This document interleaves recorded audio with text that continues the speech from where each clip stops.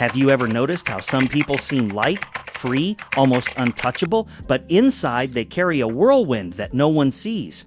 Jules Vaughn is exactly like that. She enters the world in a way that makes everyone want to get close, but at the same time, she gives the feeling that any approach could explode. It is paradoxical. She wants freedom, but she also wants belonging. She wants to be seen, but fears being understood. Sounds familiar, right? In this video, we are going to dive deep into the mind of Jules Vaughn, who will understand not only what she does, but why she does it, and how her internal conflicts shape the way she loves, connects, and exists in the world. Get ready to see beyond the screen, to feel every choice, every fear, and every escape as if they were yours, and maybe realize that, in some way, we all carry a bit of Jules inside us. If you are a fan of cinema, psychology, and want to understand the mind behind your favorite character, subscribe to the channel now so you do not miss any video. But first, comment below which character you want me to analyze here on the channel. Now let's go to the video.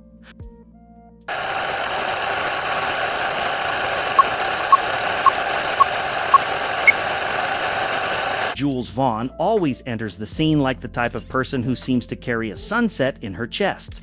Beautiful, vibrant, but always with a little bit of hidden pain deep inside.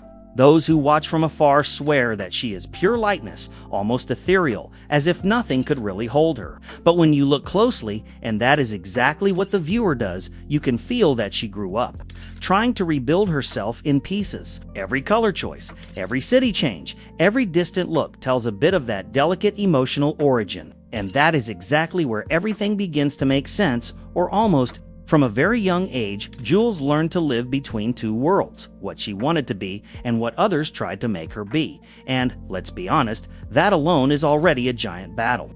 She grew up developing a kind of internal compass that always points in the opposite direction of pain. And even so, pain always seems to find a way to reach her again, like a stubborn, emotional GPS that recalculates the route at every step. Perhaps that is why so many people identify with her who has never tried to escape from some old version of themselves.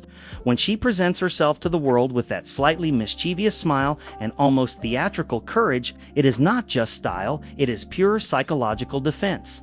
It is the kind of energy we develop when we need to shed old layers to survive. And look, Jules does it masterfully, as if it were easy to shed her skin. But the truth is that each new Jules is born from an old wound that she tries to bury deep inside. And this movement, which seems liberating, carries a subtle contradiction that we will explore shortly. Her relationship with change is almost visceral. Changing hair, city clothes, vibe, all of this becomes an emotional language. It is as if each aesthetic decision translates what she still does not have words to explain. And, let's be honest, who has never gone through this? Some people do therapy, some get a hair treatment, and Jules does both, changing outwardly while trying to understand what she feels inside. But this dance between appearance and essence opens doors to much deeper conflicts. Jules' internal universe is a mix of neon paint with old scars. It is beautiful, yes, but totally complex, full of impulses that hit hard when she least expects it. She has this way of living as if it were always the first time, and at the same time, as if she had 1,000 years of tiredness stored in her soul. This duality creates a kind of constant dramatic tension that shapes her trajectory. And, of course, it ends up influencing all the choices she makes, especially in relationships. Her identity construction also passes through affection. Jules learns early that being loved does not always mean being safe, and that changes everything. We understand her behavior better when we realize that she was formed in an environment where vulnerability was almost a risk. So when she smiles, flirts, gets close, or moves away, all of this is more than action. It is emotional survival learned the hard way. And this detail is essential to understanding what comes next. Behind that air of absolute freedom, there is a girl who spent years negotiating with her own fear. Fear of not being accepted, fear of being broken again, fear that liking someone is the same as handing over the weapon to the other. And this fear, although silent, ends up shaping the way she moves through the world. It is as if she is always one step ahead, trying to anticipate falls that have not happened yet. And this creates a curious dynamic with everything around her. In the end, Jules is the personification of this paradox between vulnerability and escape, courage and insecurity, presence and departure. She lives as if trying to rebuild a castle while the ground is still shaking, and this feeling of constant transition is exactly what makes space for the next conflicts in her story. Because, as you will notice, every step she takes towards freedom ends up revealing another layer of what she tries to leave behind. Internal conflicts and traumas, the exhaustive search for identity and belonging. Jules' search for identity is almost like watching someone trying to assemble a puzzle without knowing the final image. She places pieces she finds along the way, some that make sense, others that only seem beautiful at the moment. And, honestly, who has never done this in their own life? Sometimes we find ourselves imitating people we admire just to see if something sparks. In her case, this experimentation is not only aesthetic, it is a visceral need to exist in a way that does not hurt so much. Belonging for Jules has never been a place, but a feeling that keeps slipping through her fingers. From early on, she learned that fitting in can cost too much, especially when the world insists on pushing you into molds that do not fit. So she creates alternate universes, intense friendships, new aesthetics, all to try to feel she has a place just for her. But every time she thinks she has found it, there comes that little pinch of doubt saying, is this really mine or just another adaptation? And this messes with any head. There is something very human and painful in the way she seeks validation. She approaches people with that thirst to be seen, but also with the fear that the other's perception will define her more than she can define herself. And look, this happens to many people. When you are building your identity, any opinion becomes a hammer on the structure. Jules feels this amplified. That is why she changes fast, gives herself fast, escapes fast. Everything becomes an emotional test. And here is the most curious detail. Her identity is not static because she herself does not want it to be. Shaping herself becomes an act of freedom, but also of confusion. She tests limits, relationships, styles, desires, like someone trying to discover not only who she is, but who she can be. And this is as beautiful as it is chaotic. It is that phase of life when you look in the mirror and think, is this version me, or is it just the version that works for today? The most interesting thing is how this search impacts her bonds. Jules creates connections with an almost electric intensity because she is always looking for someone to fit into the gap she feels inside. But it is precisely this gap that makes everything unstable. You know when you try to fit a piece into a puzzle and force it until it seems to fit? With her, it happens the same way emotionally, and this brings frustrations that repeat like a cycle. And, of course, there is also the weight of being seen as a symbol, reference, inspiration, something that happens a lot with trans people, especially when they are still discovering themselves. It is almost as if the world asks her to be strong all the time, when in reality, she just wanted to be human. This silent pressure makes her search even more confusing, because being who she wants to be is already difficult. Imagine being who the world wants at the same time. Jules lives balancing two desires, to reinvent herself and to finally find herself. But these two forces sometimes move in opposite directions. She wants to be free, but she wants roots. She wants to be unique, but she wants to belong. She wants to be seen, but fears being interpreted. It is that delicious paradox to study and painful to feel on the skin, and it is precisely in this friction that some of her most remarkable behaviors begin to emerge. Her search for identity is not a straight line. It is more like an emotional zigzag full of unexpected detours. And at every curve, Jules discovers a new version of herself, but also a new doubt. It is as if every step toward self-knowledge opens another internal door.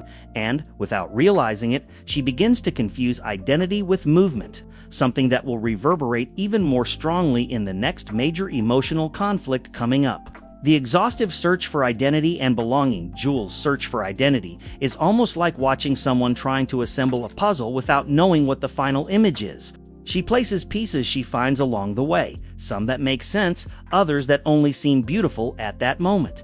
And, let's face it, many people live exactly like this. Sometimes we copy gestures, styles, ways of being just to see if something lights up inside us. In her case, this experimentation is not vanity, it is emotional survival. Belonging for Jules has never been a place, but a feeling that always slips through her fingers. From a young age, she understood that fitting in can cost more than it seems. especially when the world tries to push you into molds that were not made for you. So she creates her own universes, her own aesthetics, and intense bonds. But every time she feels she has found a safe place, doubt arises. Is this really mine? And this question affects her deeply. There is something very human and painful in the way she seeks validation. Jules approaches people with a hunger to be seen, but also with fear that this vision will become a prison. Many people will identify with this. When you are building who you are, any opinion hits hard. With her, this effect is amplified. That is why she changes quickly, gives herself quickly, escapes quickly. Every relationship becomes an emotional test. The most curious thing is that her identity is not unstable only because of circumstances, but because she allows herself to experiment. Reinventing oneself becomes an act of freedom, but also of confusion. She tests limits, styles, desires, as someone trying to discover not only who she is, but who she could be in another universe. It is beautiful, but chaotic. It is that moment in life when you look in the mirror and think, is this version me or just what works today? This search greatly impacts the way she relates to people. Jules creates connections with an almost electric intensity, like someone trying to fill an inner void that never fully completes. But precisely because this void exists, everything becomes unstable. It is like trying to fit a piece into a puzzle that is not exactly that shape. You even force it to fit, but you know it does not really fit. And this opens space for repeated frustrations. There is also the weight of being seen as a symbol, reference, inspiration, a reality very common for trans people, especially when they are still discovering themselves. The world demands strength, maturity, presence, while inside she only wanted to be human, fragile in construction.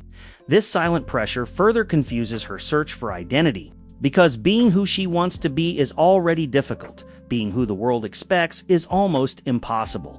Jules' lives divided between two powerful desires, to reinvent herself and to finally find herself. The problem is that these two forces sometimes move in opposite directions. She wants freedom, but also roots. She wants to be unique, but she wants to belong. She wants to be seen, but she fears being misinterpreted. This paradox creates enormous emotional confusion, but also reveals some of her most authentic parts. Her search for identity is not a linear journey. It is an emotional zigzag full of unexpected curves. Each new discovery opens space for another doubt, as if the road itself reconstructs while she walks. And, without realizing it, Jules begins to confuse movement with identity, as if stopping were synonymous with disappearing. And this dynamic paves the way directly to the next emotional conflict that is coming, even deeper than this one. Her relationship with escape and freedom. Jules' relationship with escape is almost poetic and a little tragic as well. She runs not only because she wants freedom, but because she learned that staying still means facing truths that hurt more than any sudden journey. Some people flee out of fear of the world. She flees out of fear of herself. And interestingly, those who observe from the outside swear that she is free, when in reality, she only learned to survive in motion. For Jules, fleeing has become a language. It is as if every impulse, every change of direction, every unexpected turn were a way of saying, I am not ready to deal with this now, and who has never done this? Sometimes we drown in work, move cities, change our haircut, all to avoid facing that conversation with the mirror. With her, this dynamic happens on a maximum emotional scale. There is also the feeling that when she stays too long in the same place, physical or emotional, something inside her begins to squeak. It is as if the silence reveals things she does not yet know how to organize. So she throws herself into new experiences, friendships, and adventures, as someone trying to recalibrate her own heart. But this constant search for wind also comes at a price, and one day the emotional bill arrives. The irony is that Jules romanticizes the idea of freedom. She sees freedom as infinite horizons, fluid connections, and the absence of barriers. But freedom without structure becomes a beautiful and dangerous void. It is like flying without knowing if the body can handle so much sky. And that is where she gets lost the most, confusing lightness with absence of responsibility, as if it were possible to live only by impulses. There is also the fantasy that if she moves fast enough, no one will be able to hurt her, a very common strategy for those who grew up dealing with emotional pain. The problem is that when you are always running, there is no time to realize who is really safe. The person becomes an expert in escaping, but a beginner in staying, and this creates constant tension in her bonds. The curious thing is that Jules does not flee because she wants to abandon people. She flees because she fears being abandoned first, so she prefers to always be 1 meter ahead, as someone who thinks that avoiding pain is more important than living the whole story. But living halfway also hurts, and she feels it every time she realizes she left something beautiful behind just because she believed she needed to run. This relationship with escape and freedom also shapes her creativity, her intense and chaotic way of feeling the world. People like this tend to be incredible at creating universes and possibilities, but they have difficulty sustaining their own choices. And Jules lives exactly in this limbo, full of dreams, but always afraid of staying too long in any of them, as if beauty only exists as long as she does not touch it. Deep down, Jules is always on that thin line between flying and disappearing. She wants to lose herself to find herself, but she also wants to be found before disappearing completely. And this sweet and painful contradiction opens the doors to another, even deeper conflict, the impact of traumas she tries to leave behind, but that continue running alongside her, even when she tries to accelerate. The weight of trauma and its silent influence on the way she loves and relates trauma in Jules' life works like that low sound that we feel even before realizing we are hearing it. It is there, hidden in the subtleties of her gestures, in the silences she lets slip, in choices that seem impulsive but have very deep roots. Trauma is like that. It does not appear shouting, it appears shaping. And with her, this mold is delicate, but rigid enough to influence everything it touches. The way she loves is directly affected by this past. Jules enters relationships with an intense mixture of surrender and self-protection, as if saying, "Take it, but do not hurt me." And anyone who has loved while hurt knows how it works. You give with fear, receive with suspicion, and feel with the sense that something could collapse at any second. She lives on this thin emotional line, trying not to fall on either side.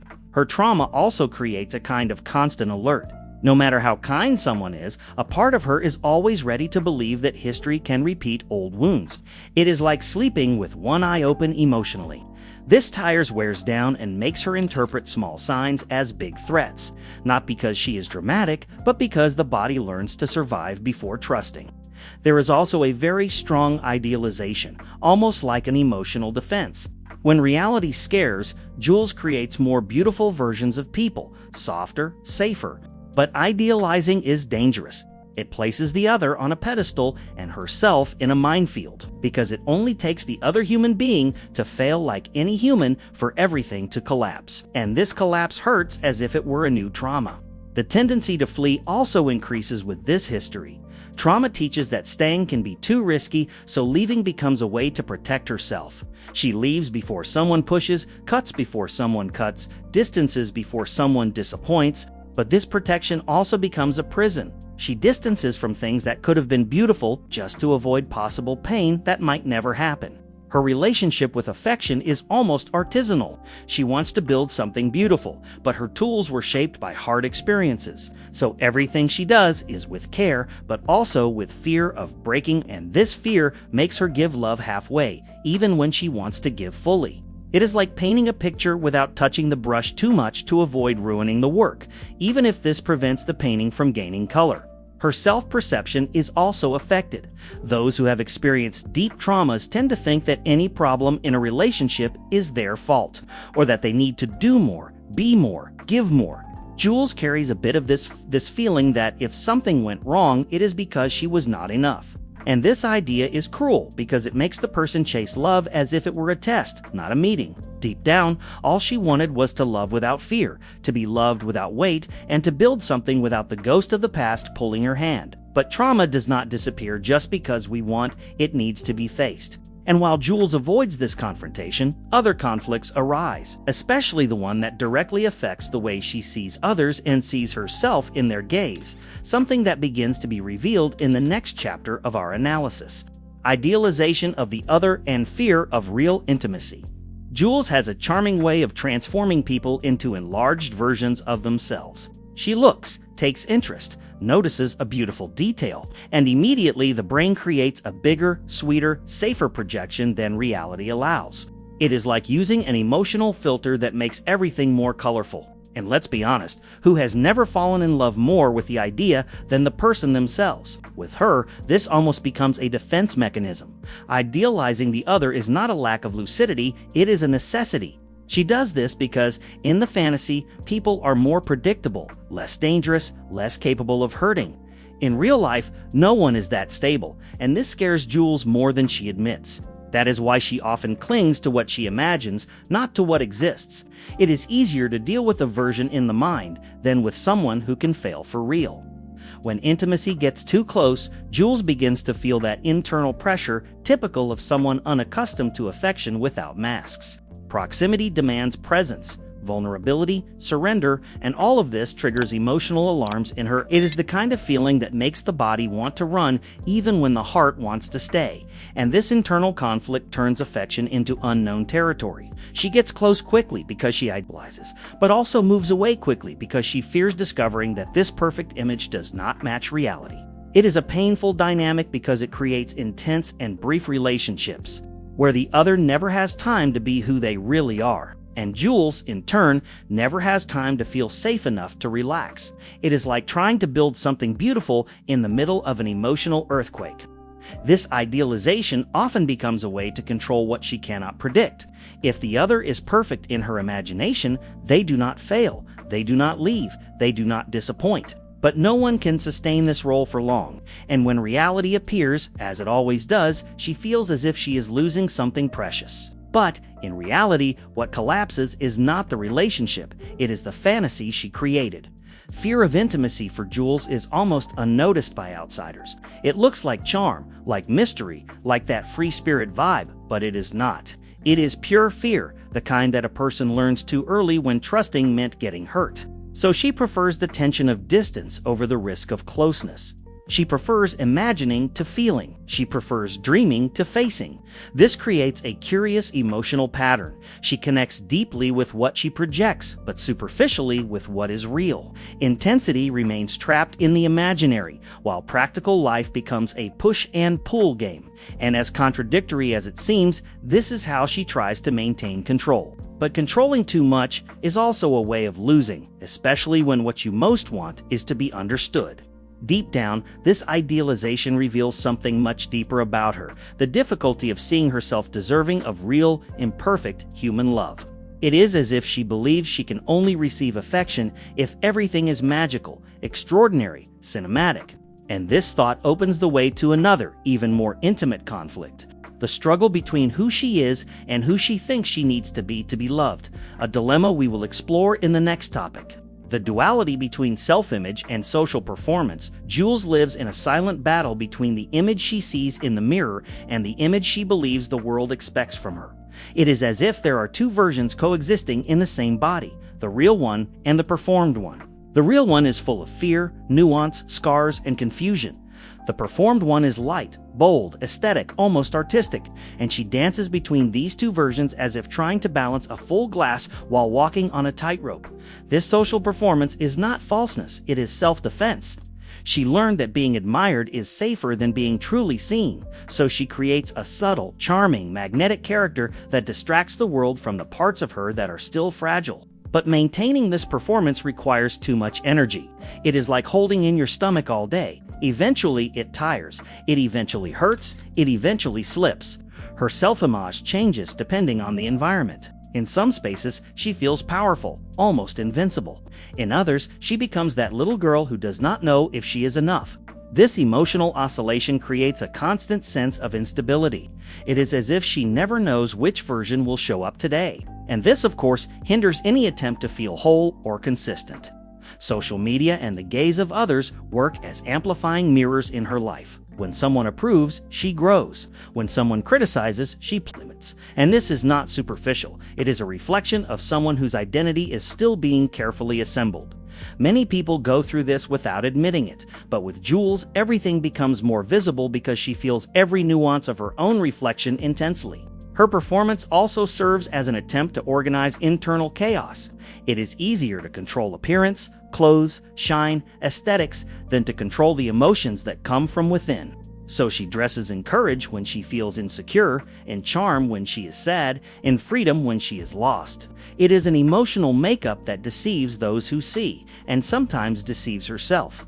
But there is a part of her that knows she is always playing a different role. And this awareness, instead of relieving, weighs heavily because it gives the feeling that no one knows the true version. And this generates an almost invisible loneliness, the one that arises when you are surrounded by people but feel that no one really sees you. It is the loneliness of being loved for the performance, not for the person. This duality between being and appearing also complicates her relationships. Because when someone gets too close, Jules feels she needs to keep the character running like a show that can never end. But maintaining a permanent performance is impossible, and each time she loses control, she feels as if she is disappointing the audience. Even when the audience is just one person who truly loves her. Deep down, this struggle between self-image and performance is an invitation life gives her, the invitation to discover who she is beyond the gaze of others. And while she tries to balance these two versions, she ends up encountering choices and behaviors that define not only her identity, but also her way of occupying the world.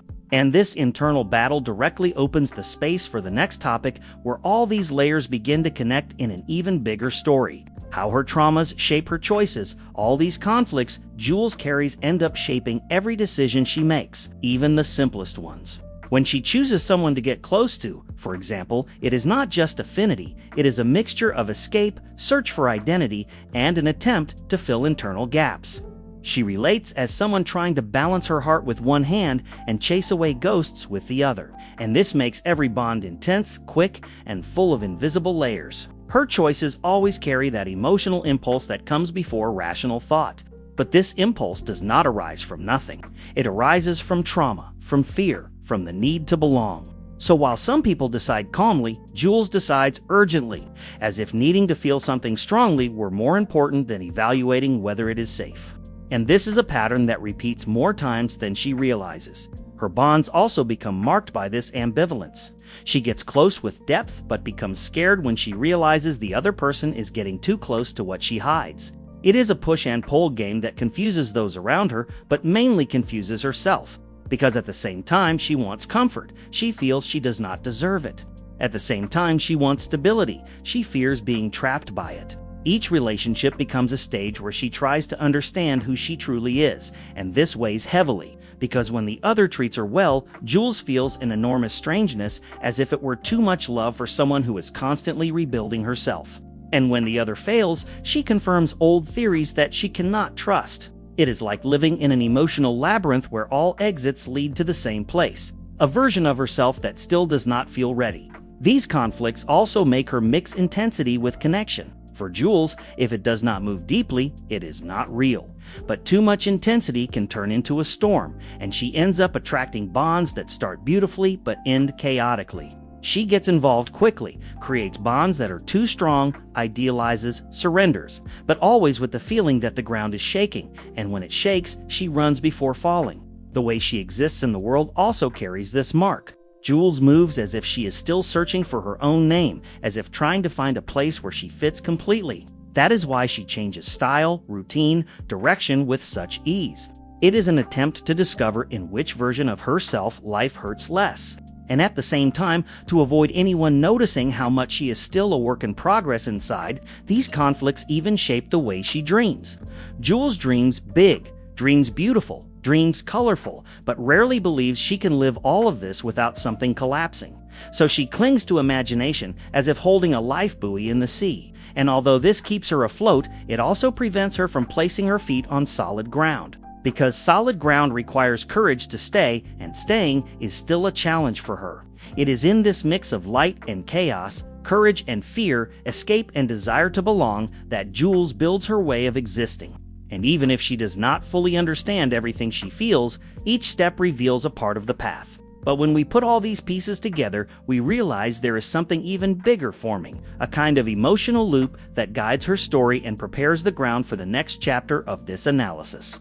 What stands out most in Jules' journey is this constant emotional loop that seems endless. Each choice, each escape, each idealization feeds the next phase of her story. It is as if each step toward freedom opens doors for new internal dilemmas, and each intensified relationship creates new challenges. This cycle is at once fascinating and exhausting, like watching a marathon of emotions without being able to hit the brakes. The loop works almost like an invisible engine. It pushes her, pulls her, puts her in motion, even when she would like to stop. And this movement is not random. It is the result of everything she has experienced: the traumas, the insecurities, the relentless search for belonging and acceptance. It is impressive how every detail of the past reflects in the present, creating a pattern that repeats with different nuances. And the most interesting thing is to notice that even amid chaos, Jules finds moments of beauty. Small choices, unexpected gestures, intense connections show that learning, adaptation, and emotional creativity are happening all the time. It is as if each cycle of instability is also an opportunity for self-discovery. She stumbles, falls, rises, but always leaves traces of growth along the way. The emotional loop also reveals how much she lives between extremes: freedom and fear, surrender and protection, intensity and distance. Each extreme provokes the other, and Jules finds herself navigating these emotional waves without a manual. For those observing, it is hard not to feel hypnotized by this roller coaster, because even pain becomes fascinating when seen up close. And it is in this continuous movement that her narratives with people are formed. Each bond is more than a relationship, it is a reflection of her internal process. Friendships, loves, misunderstandings, and reconnections serve as mirrors that amplify her emotional issues. Jules learns about herself not only alone, but through others, even if it comes with pain and confusion. The loop also creates a narrative tension that keeps the viewer engaged. It is not just about what has happened, but about what is yet to come. Each of her decisions carries weight. Each action leaves a trace. And while she still moves between the extremes of her own emotional world, the expectation of what comes next never fully dissolves. It is this tension that makes her story so captivating. Deep down, Jules is the personification of human complexity, full of contradictions, fears, dreams, and escapes, but also courage and the search for meaning. She shows that living is navigating cycles of pain and beauty, uncertainty and hope, without guarantees, but with intensity. And it is this intensity that makes space for the next chapter of her life, because nothing in her story is ever really concluded. There are always new doors to open. And so, even without definitive answers, Jules continues walking in this emotional loop that shapes her existence. Each experience, each relationship, each change is a piece that fits in unexpected ways. And it is in this constantly changing terrain that her true essence is perceived. Someone who not only lives, but feels, learns, and reinvents herself, always leaving room to continue growing. So, what did you think of diving into the mind of Jules Vaughn? All this intensity, escapes, idealizations, and dualities show that understanding someone is much more than seeing only what is on the surface. Each of her choices, each intense relationship, each emotional escape makes us think about our own strategies to deal with fear, desire, and belonging. And did you identify with any part of this story? Now I want to hear from you. Which character would you like us to analyze in the next video? Who makes you feel that mix of identification, curiosity, and desire to understand more deeply? Write it in the comments, because your opinion will help us create content more connected to what you feel and live. If you enjoyed this analysis, do not forget to subscribe to the channel and activate the notification bell. This way you will not miss any psychological dives into the characters we love or love to hate. Here you will continue learning about behavior, emotions, and how small choices can reflect big internal conflicts. And believe me, there is much more coming. And remember, each character we study is a mirror for our own complexity. Observing Jules makes us reflect on how we deal with fear, freedom, love, and identity. So continue with us, because this journey of self-knowledge through the stories we love is just beginning. Who knows, the next video might reveal a little about you, too.